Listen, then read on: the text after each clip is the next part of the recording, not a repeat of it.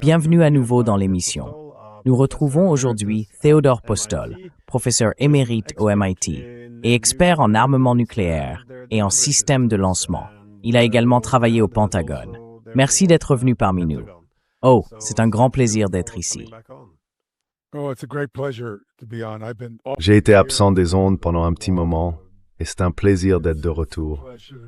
Oui? Je suis heureux de te revoir. Alors, la raison pour laquelle je voulais vraiment te parler, c'est pour obtenir, je suppose, une évaluation professionnelle de cette nouvelle arme russe, du moins, d'après ce que nous en savons jusqu'à présent. Bien sûr, ils ne t'ont pas laissé l'inspecter, mais il existe tout de même des moyens de recueillir des informations. Nous avons vu le premier tir d'essai avec une ogive factice, et maintenant un deuxième. Un missile hypersonique avant-garde lancé depuis la Russie vers l'ouest de l'Ukraine, qui était manifestement un avertissement à l'OTAN de ne pas intensifier davantage la guerre. Mais beaucoup de questions restent encore sans réponse.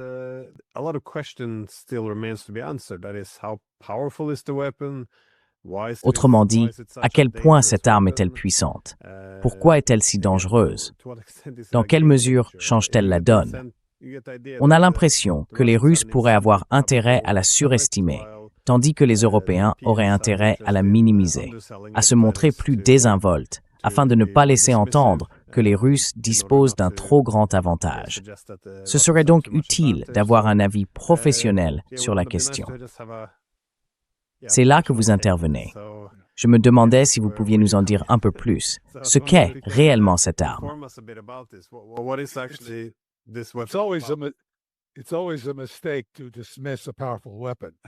C'est toujours une erreur de sous-estimer une arme puissante. Mais je pense qu'il y a eu à la fois des exagérations et des minimisations de part et d'autre. Cette attaque contre Lviv nous a apporté de nouveaux éclairages. Donc, ce que je pourrais, en fait, laissez-moi simplement afficher ma première diapositive et nous allons... J'intitule cette petite discussion « Nouvelles analyses de l'attaque d'Oreshnik du 8 janvier contre Lviv ». Comme d'habitude, j'ai énormément bénéficié de ma collaboration avec un collègue, Chris Kabusk. J'ai bien orthographié son nom dans un courriel pour lui. Mais je pense que nous avons maintenant une compréhension beaucoup plus claire de cette arme. Pas une compréhension complète, et je signalerai les points sur lesquels nous avons encore des choses à apprendre.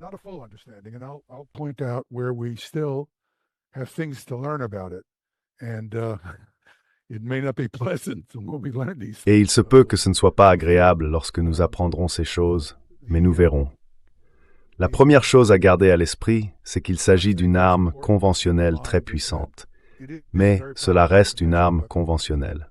Autrement dit, elle délivre des munitions. Pour l'instant, il semble qu'elle cause principalement des dégâts par impact cinétique. J'en parlerai plus en détail.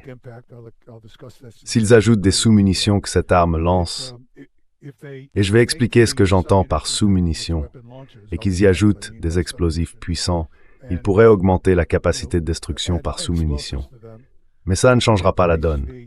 Le seul véritable changement de paradigme serait s'ils équipaient l'Oreshnik d'ogives nucléaires.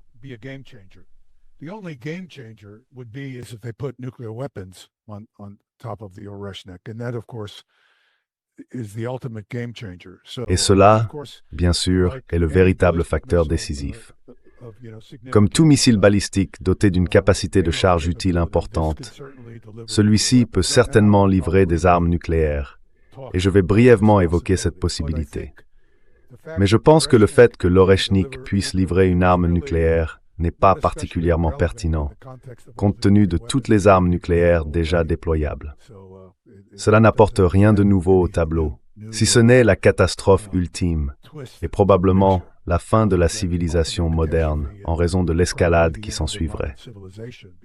C'est donc la principale préoccupation que j'ai d'un point de vue politique. Je parlerai bien sûr de la technologie en ce qui concerne l'Oreshnik.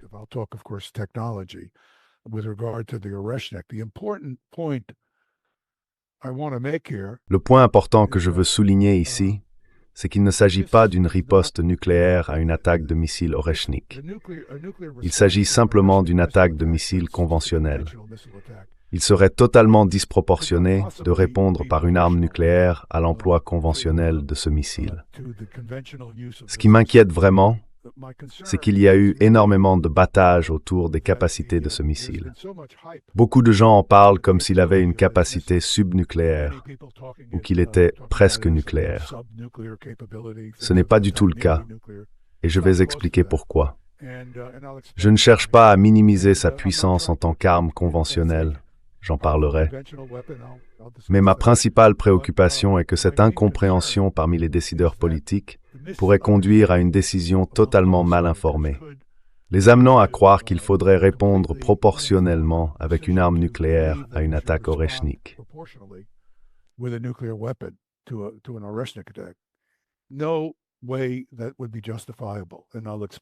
Il n'y a absolument aucun moyen de justifier cela, et je vais expliquer pourquoi. C'est le point de politique essentiel ici. Il ne s'agit pas d'une arme dont la puissance de frappe s'approche de celle d'une arme nucléaire. C'est très, très important. C'est le message fondamental. L'attaque par sous-munitions hypersoniques du 21 novembre sur Dnipro nous a montré qu'elle comportait au moins 36 sous-munitions. Et il semble qu'elle dispose de 6 éléments que je pourrais appeler des bus. Par bus, j'entends un petit véhicule motorisé transportant environ 6 munitions. Chacune de ces munitions pèse probablement autour de 70 ou 80 kg dans cet ordre de grandeur.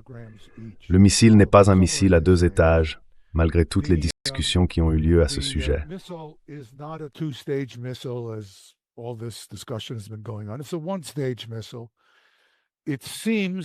C'est un missile à un seul étage. Il semble, d'après les commentaires et les informations désormais publiées par les Russes, qu'il s'agisse du premier étage d'un ancien missile de portée intermédiaire, qui, fait intéressant, a été l'un des principaux moteurs du traité sur les forces nucléaires à portée intermédiaire. Il s'agit du missile SS-20. C'était un missile à 2 étages qui transportait 3 ogives, et il a été un facteur majeur dans les négociations du traité INF en 1986. Il a finalement été retiré du service.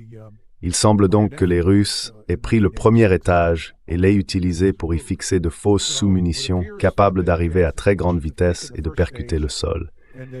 Elles produisent un effet d'explosion simplement parce qu'elles frappent le sol avec une force considérable.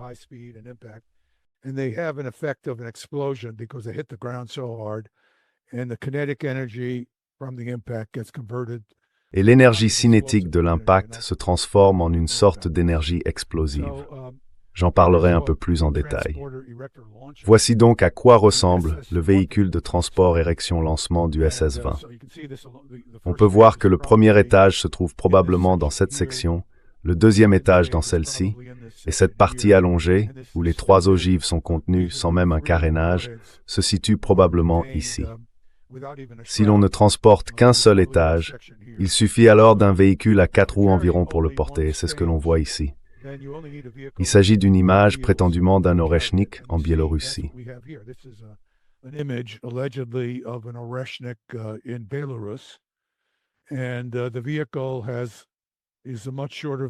Et le véhicule est beaucoup plus court.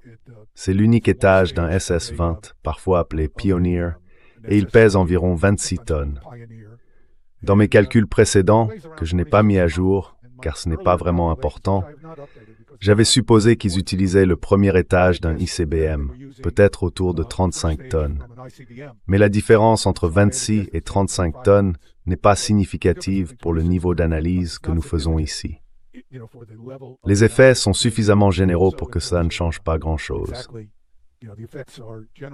À présent, nous disposons de débris de missiles qui nous donnent des indices sur la configuration de l'Oreshnik.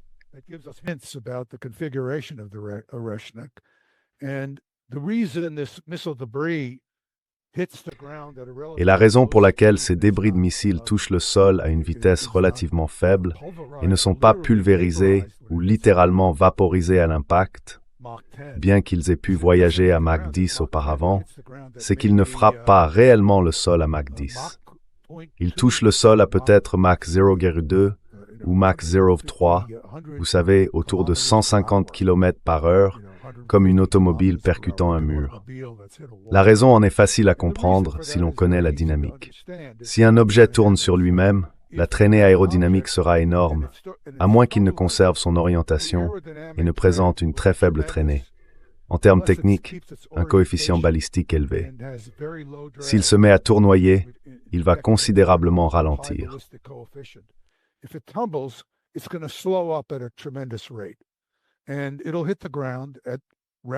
Et elle touchera le sol à une vitesse plutôt faible. En fait, je vais vous montrer une image de ce que je suis presque sûr d'être une véritable sous-munition. Je ne fais que deviner, mais je pense qu'elle a peut-être été déployée, peut-être qu'il y a eu un accident lors du déploiement et qu'elle s'est mise à tournoyer. Au lieu de frapper le sol à 3 km par seconde, elle l'a probablement percuté à environ 150 km/h, soit 0,2 ou 0,3 km par seconde, très lentement. Mais nous avons obtenu une image de l'apparence de la munition et elle correspond à peu près à ce que j'imaginais. Cela dit, nous verrons bien. Je peux me tromper complètement. Nous mettrons constamment à jour ces informations à mesure que nous récupérons plus de débris.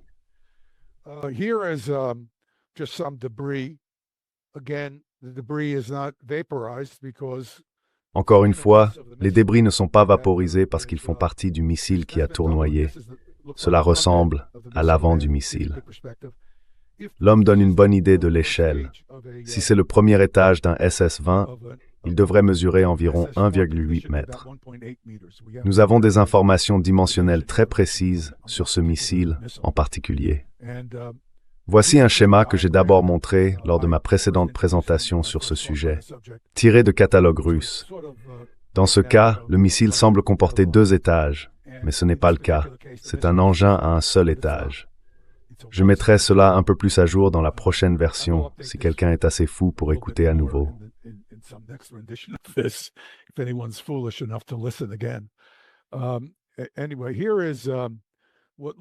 Quoi qu'il en soit, voici ce qui semble être des morceaux de l'un des 6 modules de ce véhicule.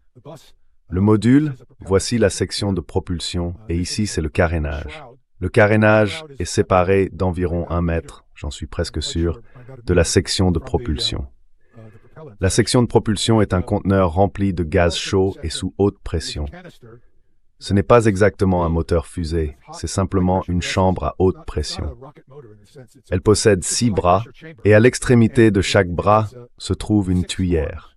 On peut voir une tuyère, et il y a des valves qui contrôlent la quantité de gaz envoyée à chaque tuyère. Et ce véhicule se dirige vers le sol. Laissez-moi. Voilà.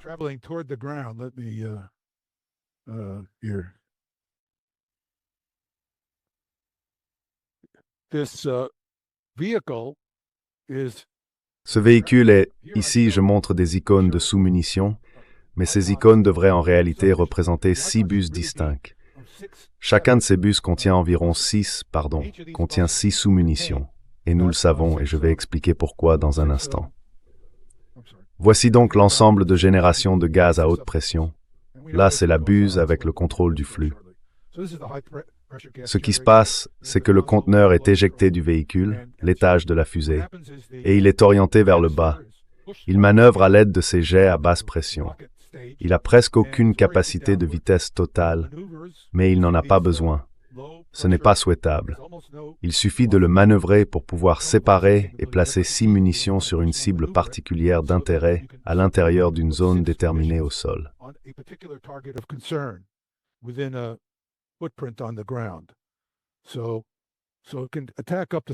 Ainsi, il peut attaquer jusqu'à 6 cibles indépendantes avec un ensemble de 6 de ses sous-munitions. Voici une mise à jour, enfin pas totalement à jour, mais vous savez, j'ai travaillé en temps réel avec de nouvelles données. Ici, j'ai ajouté des icônes représentant ce que je pense être l'apparence de ces munitions. Je pense que nous avons une première estimation raisonnable de leur forme. Je ne vais pas entrer dans une discussion à ce sujet pour le moment. Pour ceux que cela intéresse davantage, je pourrais en parler dans une autre présentation.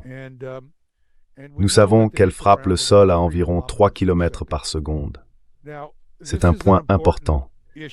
J'ai reçu des courriels de personnes bien intentionnées suggérant que cette munition pénétrerait profondément dans le sol pour atteindre des bunkers souterrains.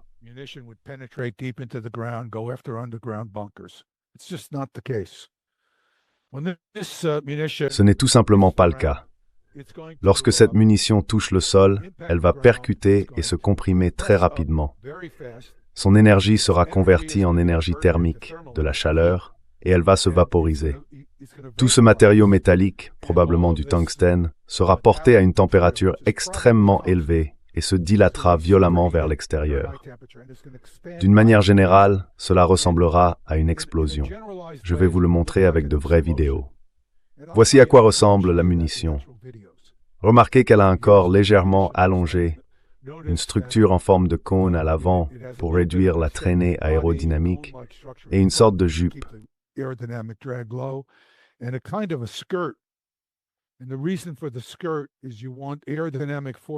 Et la raison de la jupe, c'est que l'on veut que des forces aérodynamiques s'exercent à l'arrière du véhicule afin que le centre de pression soit déplacé vers l'arrière. Sinon, ils feraient des tonneaux. Et s'ils le faisaient, ils s'écraseraient tous au sol à environ 150 km/h. Ils doivent rester orientés verticalement lorsqu'ils pénètrent dans l'atmosphère. Voici une image de ce que je suppose être une véritable sous-munition. Cet engin mesure probablement entre 75 et 90 cm de long. Remarquez la partie à l'arrière ici, où il repose probablement sur une excroissance. Il y a sans doute 6 excroissances sur lesquelles le véhicule est posé. Et il y a probablement une très petite charge explosive qui se déclenche et pousse doucement le véhicule pour le libérer.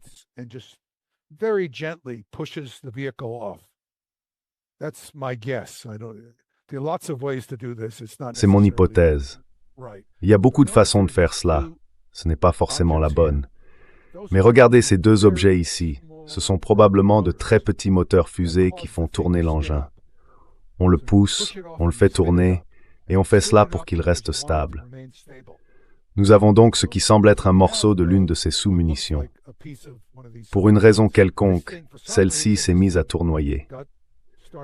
Au lieu de frapper le sol à Mach 10, elle l'a percuté à peut-être Mach 0,1 ou 0,2. Elle a simplement touché le sol et s'est déformée. C'est essentiellement ce que nous voyons. La trajectoire de vol, comme je l'ai mentionné, est très élevée, et c'est aussi un point important.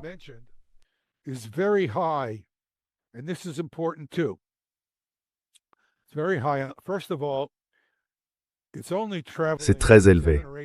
Tout d'abord, il ne parcourt que 7 ou 800 km.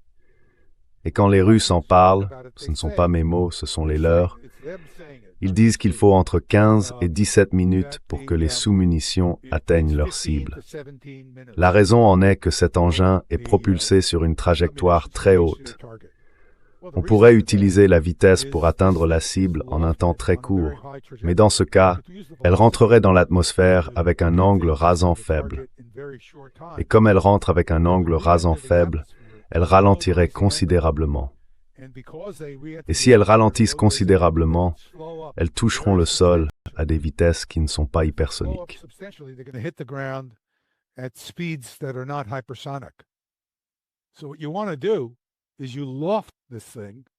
Ce que vous voulez faire, c'est lancer cet engin de manière à ce qu'il traverse seulement une très petite partie de l'atmosphère, tout en conservant une vitesse hypersonique très élevée. Par exemple, s'il s'agissait d'une ogive d'ICBM en phase de rentrée, elle suivrait une trajectoire très peu inclinée. Elle commencerait à environ 7 km par seconde et non 3 ou 4 km par seconde comme indiqué ici. Mais elle se déplacerait selon un angle rasant et en fait, une ogive stratégique très performante frapperait le sol à peu près à la même vitesse que ses sous-munitions, environ 3 km par seconde. As these submunitions hit the ground, that's 3 kilometers per second. So atmospheric drag is a really important quantity. Ainsi, la traînée atmosphérique est un facteur vraiment important ici. C'est elle qui détermine en grande partie ce qui se passe. La première attaque venait de Kapustin Yar vers Dnipro et l'autre provenait de quelque part dans l'est de la Biélorussie. C'est une supposition. Je n'ai aucune idée précise de l'endroit exact. à peu près la même vitesse, la même distance, et elle a atterri à Lviv. D'après les vidéos de l'attaque, on pouvait voir que plusieurs cibles avaient été touchées par des grappes de 6 sous-munitions. Là encore, nous n'avons aucune information sur les dégâts, donc nous devons simplement spéculer sur ce que nous pouvons.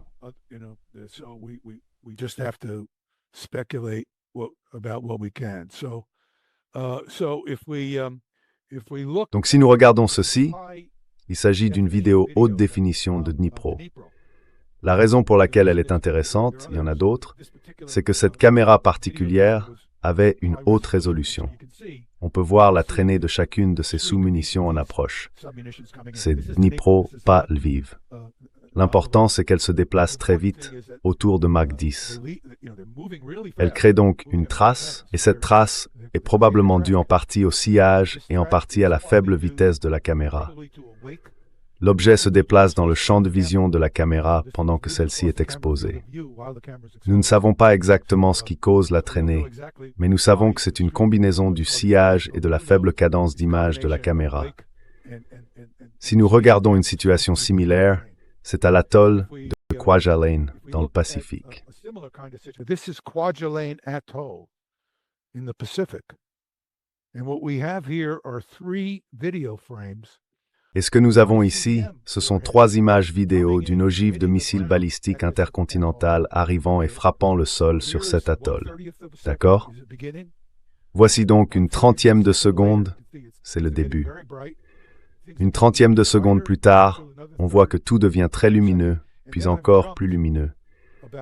Un autre tiers d'image plus tard, puis j'ai sauté environ 3 ou 4 images pour que vous puissiez voir le résultat de tous ces phénomènes lumineux. Tout est à une température très élevée à cause de l'impact et de toute l'énergie cinétique convertie à la surface de la Terre en un gaz explosif qui se dilate vers l'extérieur. On voit que cela ressemble à une explosion. On distingue un nuage. L'impact à Lviv présente des caractéristiques similaires. On ne voit pas réellement le point d'impact, mais si l'on observe bien, ces images sont, je pense, espacées d'environ un 10e de seconde. You're roughly a tenth of a second apart. I'm sorry, I put this thing together quickly. So what you look. Je suis désolé, j'ai assemblé tout ça rapidement. Donc, si vous regardez ici, vous pouvez voir le ciel devenir légèrement plus lumineux à mesure que cette munition traverse les nuages. Voici le sommet du nuage et vous voyez qu'il devient de plus en plus lumineux, puis s'assombrit. C'est exactement le même phénomène, sauf que vous ne voyez pas l'explosion au sol, mais c'est la même chose. Toute son énergie est transférée dans le sol à l'endroit de l'impact. Alors, regardons une vidéo. D'accord, ce que vous allez voir ici est une vidéo prise à l'atoll de Kwajalein, dans le Pacifique, lors d'un test de missile balistique intercontinental Peacekeeper. L'ogive arrive avec un angle d'environ 30 degrés par rapport à l'horizontale, donc elle ne descend pas presque à la verticale comme le ferait une sous-munition Oreshnik. Et vous pouvez voir le moment où elle arrive. D'accord, là, c'est réel.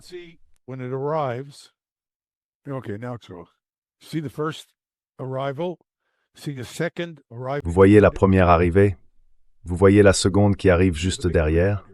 On peut distinguer un grand nuage de débris ici. Cela ressemble à une explosion. Toute l'énergie est déposée à la surface. Maintenant, nous allons le revoir au ralenti pour que vous puissiez mieux percevoir ce qui se passe.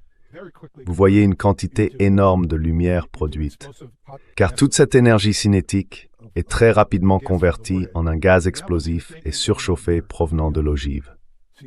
Et maintenant, nous voyons la même chose se produire ici. Voyez-vous les éclairs dans le ciel? On distingue l'éclair lumineux à haute altitude, car il traverse la structure nuageuse, et les nuages diffusent la lumière.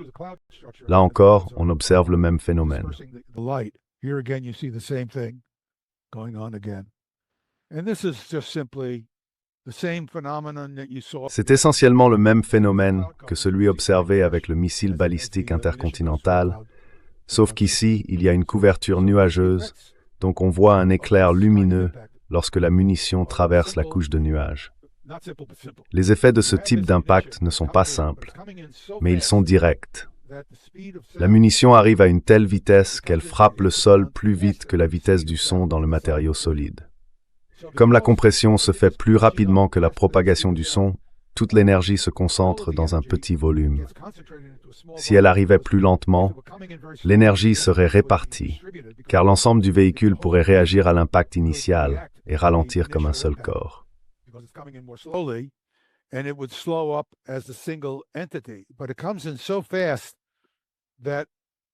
Mais cela arrive si vite que tout se compresse, et dans le processus de compression, cela se réchauffe à une température très élevée. C'est ce qu'un impact hypersonique provoque. Il ne produit pas un trou comme une munition pénétrante.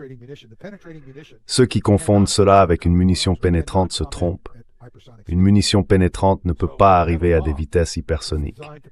Si vous avez une bombe conçue pour pénétrer dans un tunnel en dessous, cette bombe frappera le sol à grande vitesse, peut-être 3 dans l'air, ce qui reste une vitesse élevée.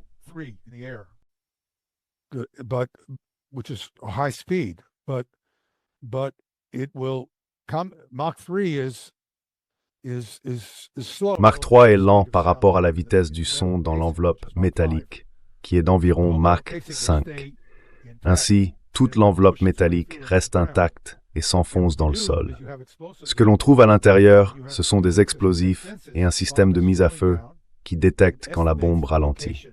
Il estime la position souterraine car il sait quand elle a d'abord percuté la surface et commencé à décélérer. Il peut donc estimer sa profondeur, puis détonner. Les bombes pénétrantes doivent être non hypersoniques, et c'est un point qui déroute constamment les non-spécialistes. Si vous prétendez être un expert comme mon ami Martianov et que vous confondez les deux, vous vous trompez.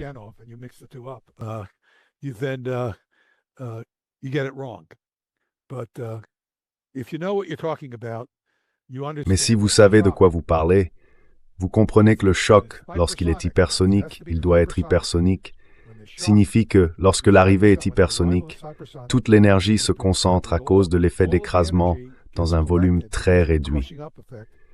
Cela élève le matériau de l'objet initial à une température très élevée, ce qui le vaporise essentiellement, et cette vapeur se dilate violemment vers l'extérieur, donnant l'apparence d'une explosion. Nous avons vu cela. Nous l'avons vu dans la vidéo. Ce n'est donc pas de la physique simple, mais si vous savez de quoi vous parlez, c'est bien cela. Et ce ne sont que des calculs arithmétiques. Les gens veulent des diapositives. Ils savent où les obtenir auprès de moi. En gros, cela montre que la vitesse de décélération donne une vitesse d'impact d'environ 3 km par seconde.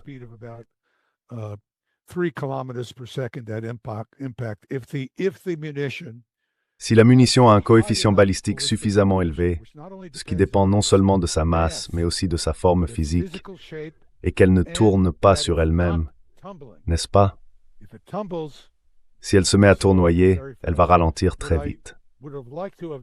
Ce que j'aurais aimé faire, mais que je n'ai pas eu le temps de faire parce que j'ai été très occupé, c'est le même calcul pour une ogive d'ICBM. Dans une version future de ce travail, je pourrais le faire. Juste pour te donner une idée, on la voit énormément ralentir parce qu'elle entre dans l'atmosphère avec un angle de rentrée d'environ 30 degrés. Celle-ci arrive avec un angle d'environ 70 degrés par rapport au sol à cause de la trajectoire en cloche. Et on obtient un cratère de 2, 3, peut-être 4 mètres de diamètre. Ce ne sera pas un cratère gigantesque comme certains le disent. Cela ne ressemblera pas à un cratère de Fab 1500. Un cratère de Fab 1500 fait environ 45 mètres de diamètre, 10 fois plus grand. Donc si vous voulez vous inquiéter d'une arme capable de creuser un grand trou, c'est du Fab 1500 qu'il faut vous préoccuper. C'est parce que c'est une arme explosive. Elle pénètre dans le sol. Elle ne voyage pas très vite, mais elle contient toute cette énergie sous forme d'explosif. L'énergie de cette munition est cinétique, et elle se disperse dans un volume beaucoup plus petit, car la munition ne pèse qu'environ 70 ou 80 kg.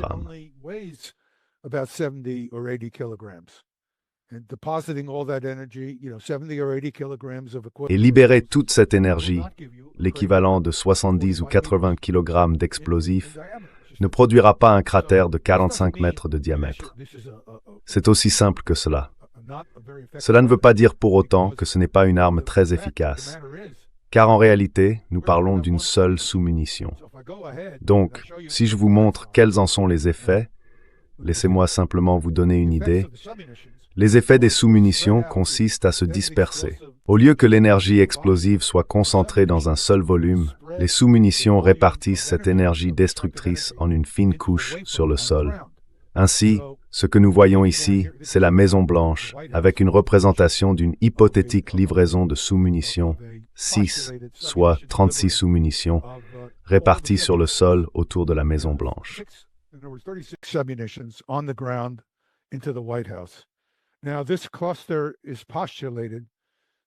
Or, on suppose que ce groupement a peut-être un rayon d'environ 100 ou 150 mètres. Il pourrait aussi n'avoir qu'un rayon de 50 mètres, donc il pourrait s'agir d'un très petit groupement de ces munitions. Et on peut imaginer l'énorme quantité de dégâts que ces munitions causeraient à ce bâtiment. Ce que nous ne savons pas pour le moment, c'est la capacité, la précision de cette munition. En d'autres termes, puis-je livrer 6 munitions dans cette partie de la Maison Blanche avec une précision suffisante pour qu'elles ne tombent pas ici, sur le bâtiment fédéral, le bâtiment du Trésor qui se trouve à côté de la Maison Blanche. En d'autres termes, ai-je la précision nécessaire pour placer 6 munitions à travers ce plan plutôt qu'à travers celui-ci? Mon intuition est que oui, car j'ai cette trajectoire descendante longue, presque verticale. Long descending trajectory, which is near vertical. Once the munitions are released, une fois les munitions libérées, elles se déplacent en ligne droite. La seule chose qui perturbe leur précision est, eh bien, elles partent avec une marge d'erreur d'environ plus ou moins 10 mètres en raison de la précision du GPS. Le déploiement en lui-même ne devrait pas ajouter un autre plus ou moins 10 mètres à cela. Ainsi, l'ensemble du groupe de munitions devrait arriver avec une incertitude latérale moyenne d'environ 10 mètres.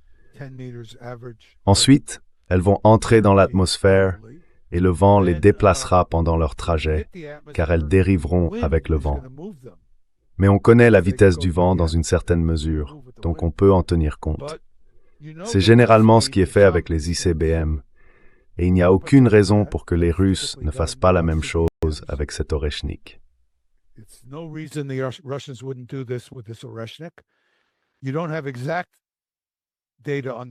Vous n'avez pas de données précises sur le vent, donc cela ajoute peut-être 10, 15 ou 20 mètres d'incertitude supplémentaire.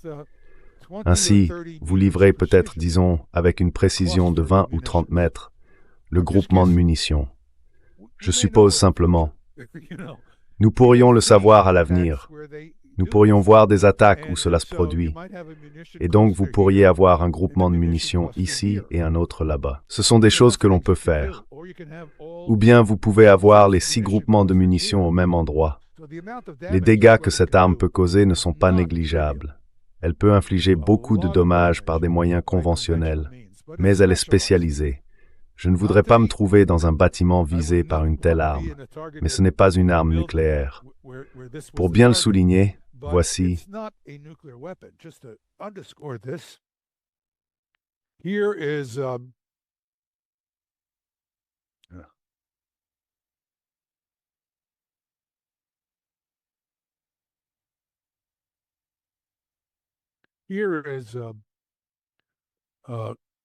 Voici l'onde de choc. C'est le groupe de munitions dont nous avons parlé plus tôt. Vous pouvez le voir avec les petites lignes et marques rouges. Cela pourrait être plus petit. En fait, je pense que ça pourrait être bien plus petit selon ce que le ciblage, l'attaquant, veut faire. Mais si vous demandez quelle zone pourrait être détruite par une ogive nucléaire d'1 kilotonne, vous détruiriez une zone d'environ 1/3 ou 1/4 du diamètre de ce petit cercle jaune, en causant de lourds dégâts. Si vous aviez une ogive d'1 kilotonne, voici la zone qui serait détruite par les effets du souffle et du feu. S'il s'agissait d'une ogive de 10 kilotonnes, voici la zone qui serait détruite. Une ogive de 75 kilotonnes, voici la zone. Or, l'Oreshnik pourrait facilement transporter 3 ou 4 ogives de 150 ou 200 kilotonnes, voire davantage.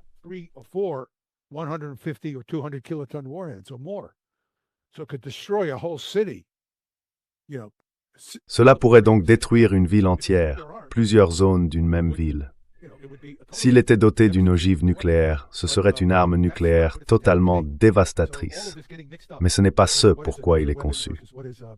Toute cette confusion entre ce qu'est une arme nucléaire et ce qu'est une arme conventionnelle risque d'être mal comprise. Nous pensons disposer de preuves d'impact réel. Cela provient du travail que mon bon ami Kabusk a réalisé sur l'attaque de Dnipro. Il se pourrait qu'il y ait eu un impact. Des objets ont été déplacés à l'intérieur du bâtiment où nous pensons qu'un impact a pu se produire. Ce qui s'est passé dans ces cas, c'est que la munition est arrivée, a percuté un toit, un mur ou un plancher d'une certaine sorte.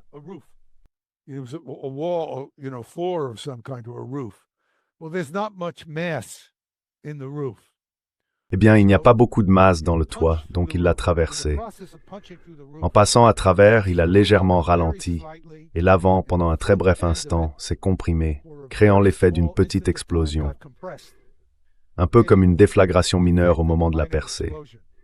Il a continué sa trajectoire et a fini par heurter quelque chose de solide, comme le sol, libérant la majeure partie de son énergie sous forme d'énergie cinétique, puis a explosé. Cela correspondait donc à l'effet d'environ 80 ou 100 kg d'énergie explosive à l'intérieur de la structure. Ce n'est pas forcément suffisant pour faire tomber tous les murs ou détruire complètement le bâtiment.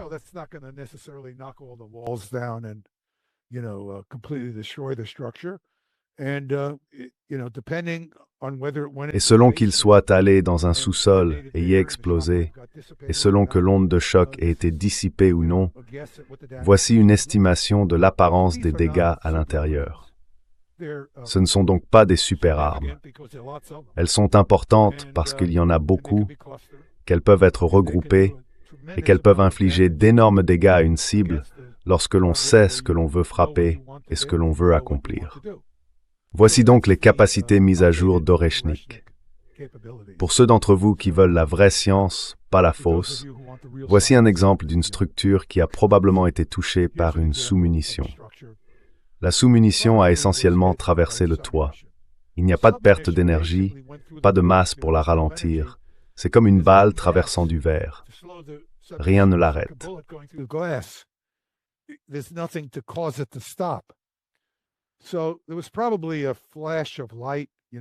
Il y a donc probablement eu un éclair de lumière, une petite quantité d'énergie, une sorte d'onde de choc créée par la vaporisation d'une petite partie de l'avant de la sous-munition, car elle se déplaçait à une vitesse très élevée.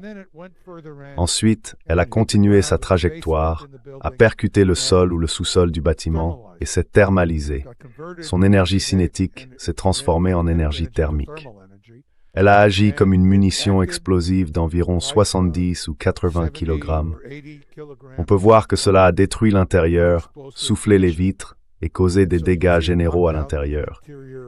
Mais cela n'a pas fait s'effondrer les murs ni provoquer une explosion massive. Ce n'était tout simplement pas assez puissant. Je pense que c'est la situation que l'on observe avec ce type de munitions.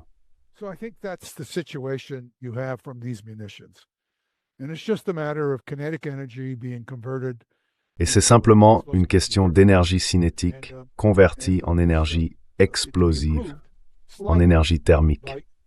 On peut légèrement améliorer le système en y ajoutant des explosifs. J'ai travaillé un peu sur ce sujet, mais malheureusement, je n'ai pas encore terminé toute l'analyse. Voici donc une partie de ce que j'ai fait. L'explosif que les gens utilisent et qui est un peu plus énergétique, environ 2 fois plus que le TNT, s'appelle le tritonol. Le tritonol est un mélange de TNT et d'aluminium. L'aluminium libère beaucoup d'énergie lorsqu'il se consume. Le TNT, lui, libère beaucoup d'oxygène parce que c'est une molécule chimique qui produit plus d'oxydants qu'il n'en a réellement besoin. L'énergie propulsive du TNT n'est pas entièrement convertie en énergie explosive, car il y a plus d'oxydants que de propulseurs.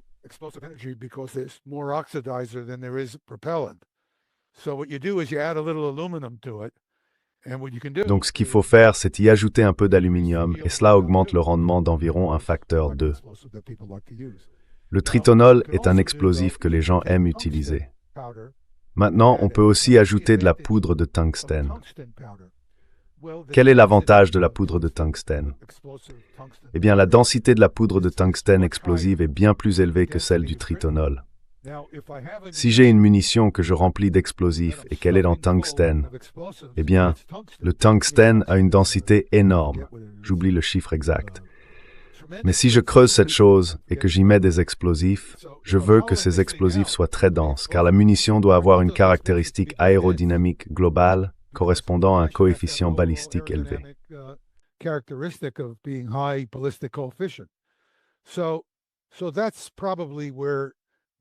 C'est probablement de là que vient l'idée du mélange tungstène-aluminium TNT, dont certains parlaient comme d'un explosif à base de tungstène. Et il est possible qu'on le voit apparaître. Je veux dire, ce n'est pas de la science-fiction, c'est de la chimie. Je ne suis pas chimiste, donc peut-être qu'il y a un chimiste dans l'auditoire qui aura quelque chose à m'apprendre et m'écrira un mot. Je serais heureux de lui en donner le crédit. En gros, on pourrait observer quelques améliorations marginales dans la sous-munition explosive livrée. Mais la véritable épreuve de vérité sera la capacité à délivrer des grappes serrées avec une grande précision sur les cibles. Et ce sera un autre défi à affronter si ce dispositif est utilisé dans ces situations.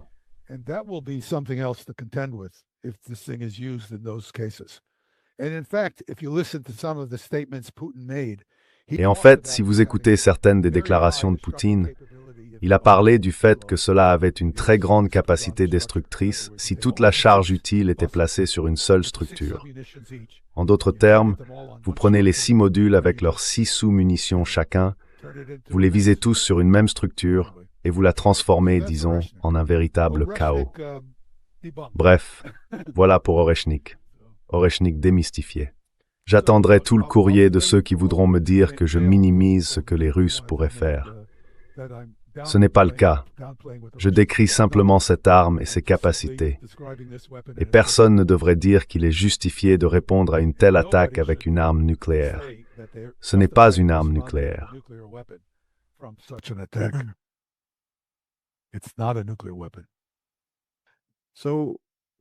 Alors, quel est l'avantage principal de cette arme, si on la compare à un missile balistique classique ou à une arme nucléaire? Qu'est-ce qui la rend si particulière?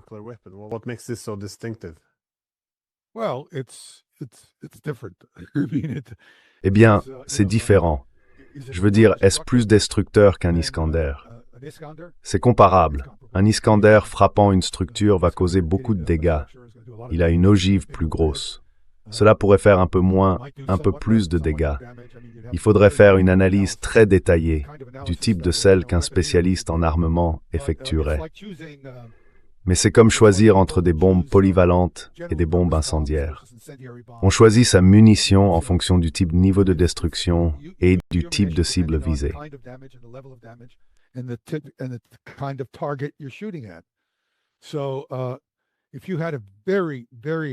Donc, si vous aviez une structure très très fortifiée, d'où les troupes combattent, je choisirais une Fabin 500 ou un Iskander.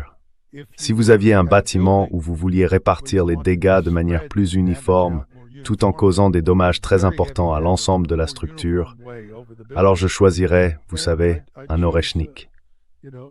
Et est-ce que ce serait grave? Ce serait grave, peu importe avec quoi vous seriez touché. Si vous étiez frappé par une munition importante, ces munitions sont très meurtrières. Vous savez, c'est facile pour moi d'en parler depuis mon bureau ici, mais c'est du matériel extrêmement dangereux.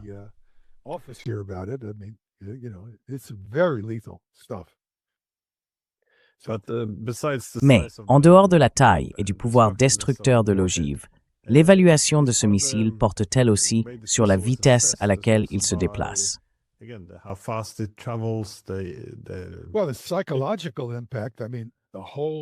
Eh bien, l'impact psychologique, je veux dire, tout le ciel s'illumine. Je ne pense pas qu'il faille sous-estimer cela. Quand le ciel s'embrase, vous savez, comme si le marteau de Dieu s'abattait sur vous, cela a un véritable effet psychologique sur les personnes dans la zone visée. C'est aussi utile du point de vue de l'attaquant.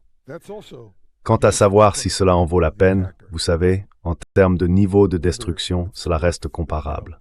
The level of destruction, though, is still comparable. À quel point est-il difficile d'intercepter l'Oreshnik? There's no interception. This thing is not interceptable. Il n'y a aucune interception. Cette chose n'est pas interceptable. Les gens qui parlent de l'intercepter, c'est tout simplement impossible. Et la raison pour laquelle on ne peut pas l'intercepter, c'est à cause de la trajectoire qu'elle suit. Elle a une trajectoire très élevée et libère l'ogive à une très haute altitude. Vous voyez encore une fois où le pont. Je vais en venir là. Go here.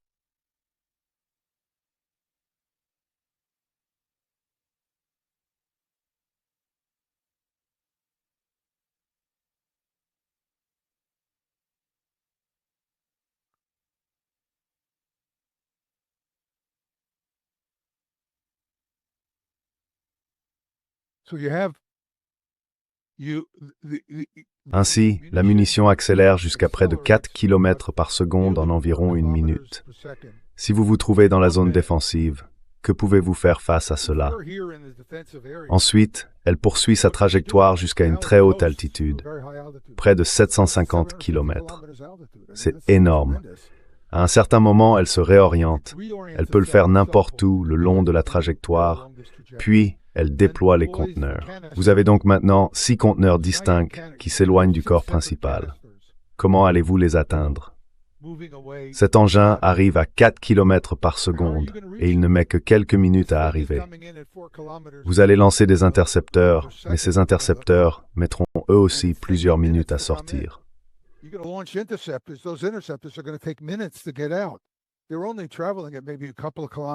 Ils ne se déplacent qu'à peut-être quelques kilomètres par seconde.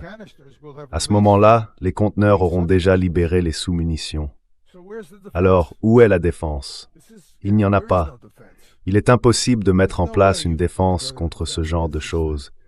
C'est un rêve irréalisable, une idée que quelqu'un qui n'a pas fait le moindre calcul élémentaire pourrait inventer et présenter comme plausible. Ce n'est tout simplement pas vrai. Les vitesses et les distances ne permettent tout simplement pas de lancer des intercepteurs contre cela.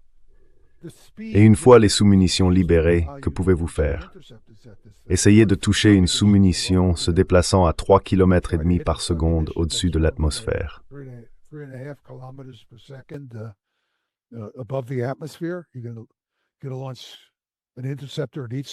Tu vas lancer un intercepteur sur chaque sous-munition.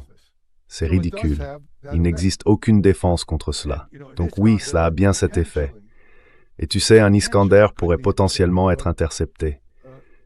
Mais je pense que, si tu examines la situation avec l'Iskander, il ne peut, en réalité, pas être intercepté. Parce que les Russes savent, et nous savons, que si l'on manœuvre intentionnellement, comme l'Iskander peut le faire, l'intercepteur Patriot ne pourra pas suivre les mouvements latéraux de l'Iskander entrant. Et donc il ne pourra pas l'intercepter. C'est pourquoi les taux d'interception sont si faibles. Ainsi, l'Iskander est potentiellement interceptable, avec une faible probabilité d'interception, mais pas nulle.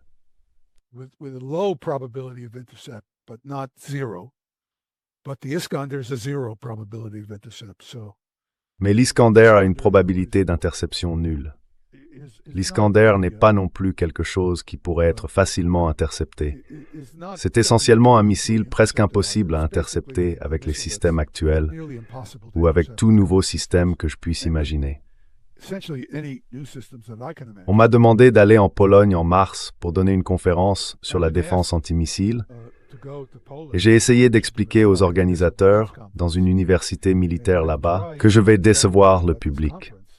Parce que ce que je vais leur dire, c'est qu'il n'existe aucun moyen de défense antimissile contre ces cibles balistiques.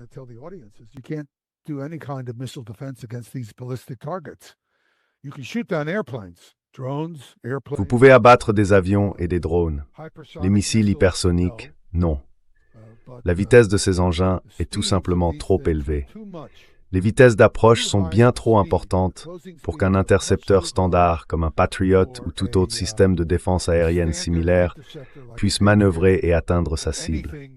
Il n'y a tout simplement aucun moyen d'y parvenir. Il n'existe pas de technologie pour cela. On ne peut pas détecter la cible assez tôt pour manœuvrer, et on ne peut pas la suivre avec une précision suffisante pour savoir exactement où elle se trouve lorsqu'elle arrive de loin. On n'a tout simplement pas le temps de réagir. C'est aussi simple que cela. Les missiles hypersoniques ne seront pas vulnérables aux interceptions de défense aérienne.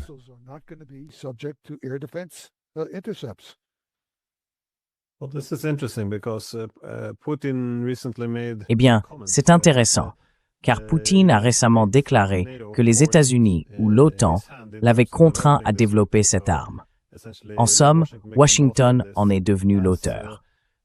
Les Russes n'ont cessé de prévenir, depuis que Bush s'est retiré du traité sur les missiles antibalistiques en 2002, que si l'OTAN mettait en place un système de défense antimissiles ou de défense stratégique, leur principale inquiétude serait qu'il s'agisse d'un effort de l'OTAN pour transformer les armes nucléaires d'un moyen de dissuasion défensif en une arme offensive, en construisant un vaste système de défense antimissiles capable d'intercepter les capacités de riposte de la Russie après une première frappe.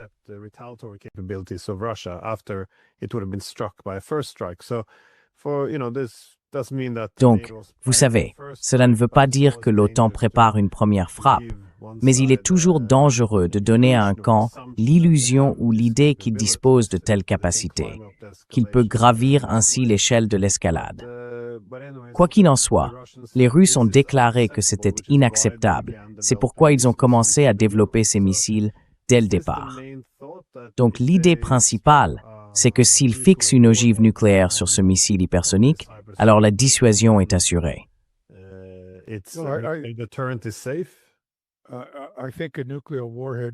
Je pense qu'une ogive nucléaire ferait l'affaire.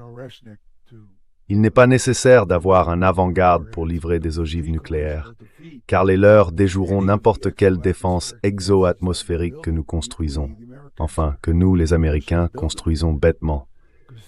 Cet engin fonctionne bien en dehors de l'atmosphère, donc tout objet, qu'il s'agisse d'un ballon ou d'une ogive lourde, se déplacera de la même manière.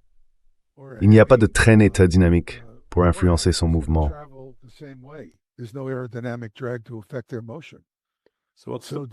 Les leurs sont donc très efficaces. Alors, quel est le but de ce dôme d'or dans lequel Trump veut investir tout cet argent? C'est de la fiction, de la pure fiction.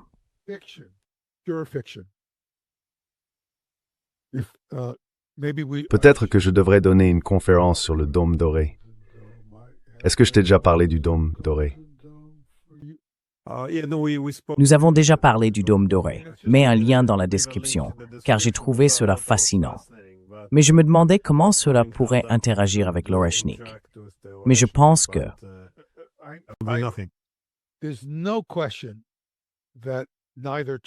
Il ne fait aucun doute que ni Trump, ni Hegseth, notre secrétaire à la guerre, je suppose, n'avaient la moindre idée de ce dont ils parlaient lorsqu'ils ont mentionné ce dôme doré. Ils disaient en gros que les États-Unis allaient lancer 1500 intercepteurs de satellites en orbite terrestre basse pour intercepter un seul missile balistique intercontinental quelque part à la surface de la Terre, parce que ces engins sont en mouvement. Alors Hegseth est là, debout. Eh bien, c'est un imbécile. Ce type est un imbécile, en plus de tous les autres problèmes soulevés par son comportement. Et ensuite, il affirme que cela va arrêter les missiles de croisière. Ridicule.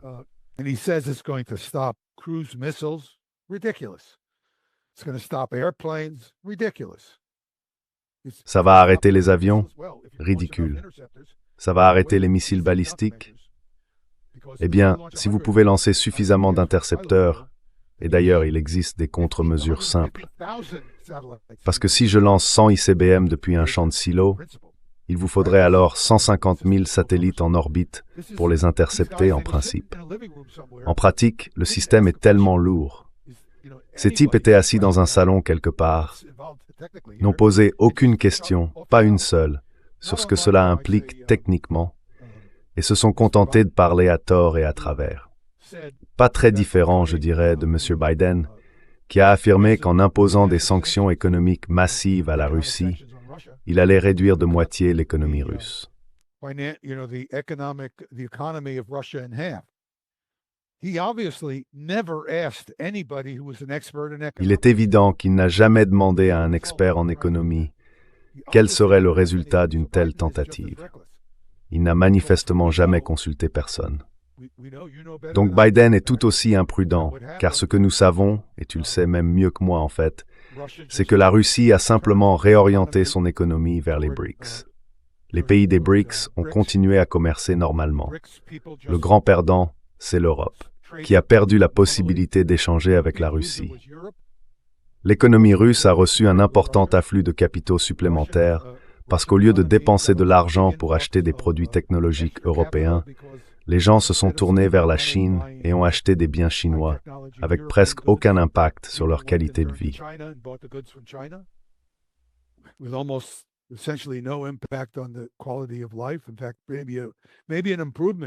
En fait, c'était peut-être même une amélioration, car il était moins cher d'obtenir des appareils technologiques de meilleure qualité en provenance de Chine. Et par conséquent, l'économie russe a connu une croissance. Maintenant, je n'ai pas une grande estime pour beaucoup d'économistes, mais il y a des gens comme Jeffrey Sachs qui savent de quoi ils parlent. Je suis sûr que si quelqu'un avait demandé à Jeffrey Sachs, si Biden avait demandé à Jeffrey Sachs, quel serait l'effet de sanctions massives, il leur aurait répondu, pas grand-chose. En fait, cela pourrait même les aider. Alors quand les gens veulent regarder Biden et dire « Eh bien, il était plus responsable et savait ce qu'il faisait », ce n'est pas si évident pour moi. Mais je ne suis qu'un physicien, pas un économiste. Peut-être devriez-vous inviter Jeffrey et le laisser parler de cette question. Mais la presse, des gens totalement lobotomisés. Et c'est ce qui inquiète des dirigeants comme Poutine.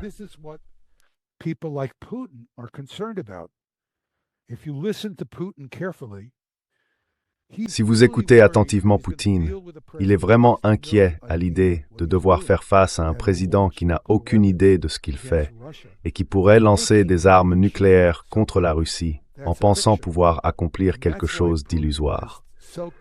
C'est pourquoi Poutine a si soigneusement essayé de faire comprendre que toute attaque contre la Russie serait suicidaire.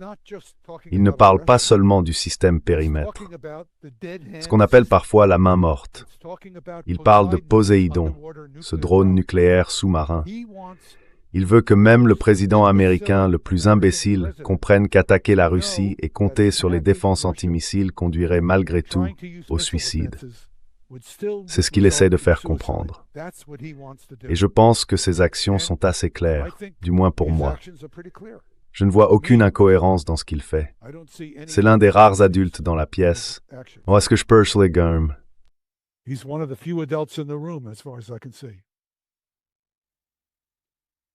Eh bien, professeur Postol, merci beaucoup pour cet aperçu fascinant. Non, mais comme vous l'avez dit, je pense que c'est de la désinformation et la stupidité des politiciens. Ouais, une stupidité d'une ampleur bien réelle. Mais c'est devenu un énorme problème, une menace majeure pour la sécurité.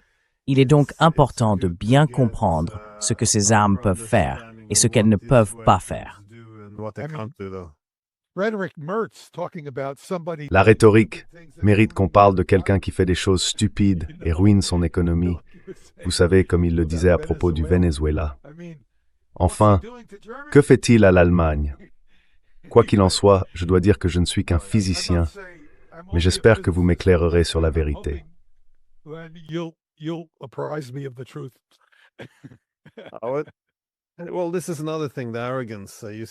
Eh bien, c'est encore une autre chose, l'arrogance.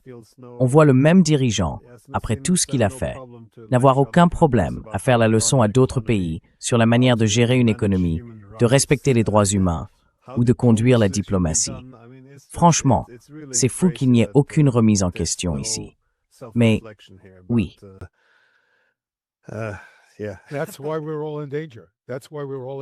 C'est pourquoi nous sommes tous en danger. Et c'est pourquoi Poutine expose si soigneusement les menaces, parce qu'il ne sait pas à quoi s'attendre. Il ne peut pas prévoir ce que ces types vont faire, parce qu'ils ne sont pas informés, ils ne sont pas rationnels, et ils sont imprudents. C'est à cela qu'il est confronté. C'est ainsi que je perçois Poutine, Et c'est ainsi que j'interprète ces déclarations. And that's the way I interpret his statements. Eh bien, s'ils produisent des milliers de ces missiles hypersoniques à la chaîne, cela changera certainement une grande partie du paysage stratégique. Et tous nos systèmes de défense aérienne et antimissiles devront être repensés, ce qui est encore une fois le principal objectif de tout cela. Oui. Eh bien, merci encore, comme toujours. Merci beaucoup, comme toujours. Thank you so much, as always.